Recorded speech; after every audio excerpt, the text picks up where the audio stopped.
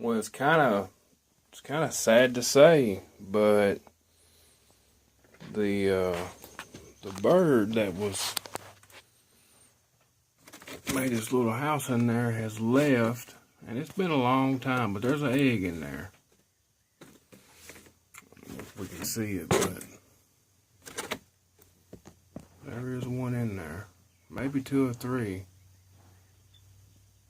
So I'm going to have to get in there and clean all that up, because she's definitely not coming back. So just wanted to give everybody an update on that. Thought we was going to have little birdies, but I don't guess we will. Thanks for watching.